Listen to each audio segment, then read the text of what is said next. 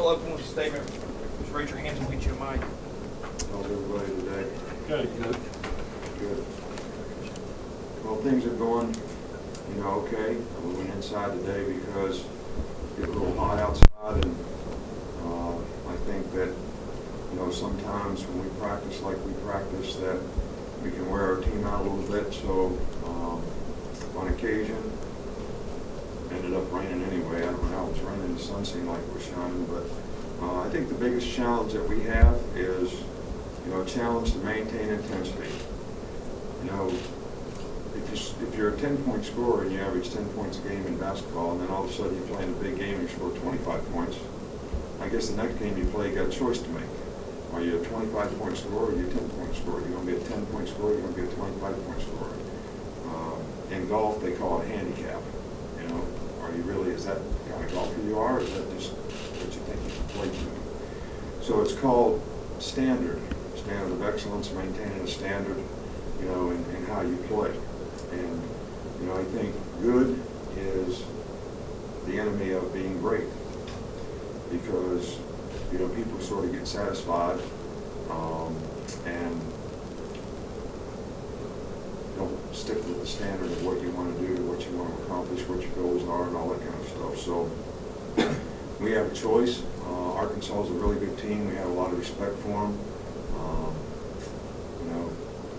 They lost to Texas A&M in overtime and had opportunities in the game to win. And that's a top 10 team in the country. So I view them as a top 10 team in the country. And they're a very physical team. They're very well coached, and we're going to have to play very physical as well as do a great job in terms of our execution to be able to be successful against them. And that's what we're going to continue to focus on throughout the rest of the week.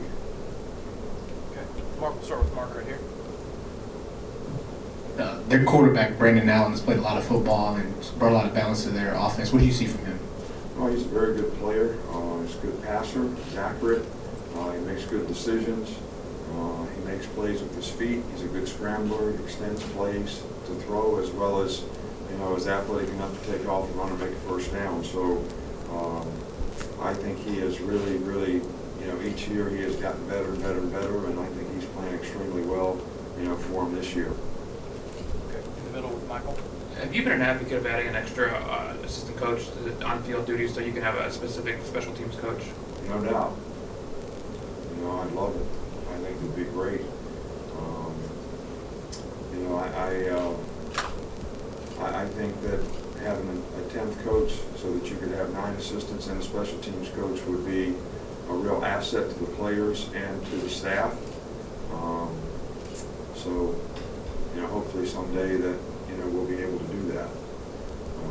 I like the idea of having 4 GAs, so sometimes when we add something, we think we've got to subtract something else, but I wouldn't be for that because it creates a lot of young opportunities for young people to sort of be able to develop in the business. I probably would have never been a coach if I wasn't asked to be a graduate assistant by Don James at Kent State, after my senior year. I had no intentions of being a coach, and he asked me to stick around. Terry had another year of school, so, I did. I'd have never got an opportunity, so I don't think that's much cost savings relative to the big picture. Back with Cecil. Coach, sometimes you talk about having to grind out a game. Last year's Arkansas game certainly was like that. And is that style of play just the way you play, or was that where Blake was as a quarterback? What do you do? Well, I think that's the kind of team that they have. I mean, they run the ball really effectively. They play physical. They were very, very good up front on defense. They're still good up front on defense. They're still good on defense. They got a lot of the 9 starters back on offense, so they got a lot of the same players. Very good offensive line, big physical guys. So that's the kind of game that you have to play. They don't make a lot of mistakes. They don't turn the ball over a lot. And you got to be able to, possess the ball against them in terms of, I think they only give up like 3 yards a carry or something rushing. I mean, they do a really good job, or that's what they've done in the last couple games. So, it's a tough game. It's going to be a tough physical game. Right over here with Darren. What kind of maturity have you seen from Shank, particularly since he's been in the program, especially last year when he lost out that starting right guard spot to Leon? Well, you know, Shank has gotten better and better every year. I think it starts with his maturity and his approach in terms of how he prepares and how he's learned how to pay attention to detail. He's always been a very powerful guy, good run blocker, but balanced body control, pass protection, you know, those kind of things is what, you know, he needed to work on. And as he's gotten older, you know, he's realized that he has to do things a certain way to be successful. He's certainly matured as a competitor, very physical, loves to play, and he's done a really nice job for us so far this year. Far side, Matt. Nick, two questions. Actually, the first one is a guard-related question also. So Ross Piersbacher, during the course of the season, I realized the other day that hasn't really stuck out that much from my perspective, which is probably a good thing as far as offensive lineman. Just how has he played during the first 5 You mean you really watch the offensive line? That's right. You don't As much watch as the possible. ball like everybody else? Just look at the ball all the time, see where the ball goes? You really watch the offensive line? No, I said he hasn't stuck out. I So mean, I obviously know I'm not lots of watching coaches that offensive can't line. watch the offensive line. If you ask them to watch the offensive line, they can't because they look at the ball all the time. Everybody that watches the game looks at the ball all the time. So now we're evaluating the right guard. He's done a nice job for us. He's a young player. He's, you know, blocks well. You know, he's probably been, he and the center have probably been the two most consistent guys in terms of doing what they're supposed to do. If you stick out, does that mean you have to mess up? Is that what we're saying? Or are we saying he's done really well, so that means, I don't get it. I mean, it means that he's done well. Not sticking out is probably a good thing as far as offensive line. That's what I was trying to say. I think I would agree with that. And second question is somebody who it's easier to track. So Adam Griffith has done well during the course of the last couple games. Just how much more confident have you seen him just based on how he's done? Well, I think that, you know, we've always had confidence in Griff. I think, you know, early in the season he struggled a little bit, but I think he needed to make some kicks. He's made some. It's going to be the same thing, same challenge for him as it is for all of us, is to maintain the kind of consistency that you want. You know, a reputation and identity it's all continuous. You know, it's not a sometimes thing. It's not every now and then. It's not up and down. It's not one game and not the next. So that's the challenge that we all have, and I think it's a choice we all got to make. I know he's worked hard, and he seems to be pretty confident right now, and hopefully that'll be a positive for him. But, you know, even when he wasn't making the field goals, you know, he was doing a really good job kicking off, placing the ball where we want it placed, had a tremendous onside kick, and was doing a lot of the other things that we need him to do very well. So I'm glad that the field goal kicking, which is a very important part of what he does, he seems to be more confident in right now. Back to the middle with Alex. You mentioned Arkansas's offensive line, just how big and physical, I mean, several guys over 325. How important is it to create pressure against a line like that, especially in a game like this? Well, you know, I think it's always important to create pressure.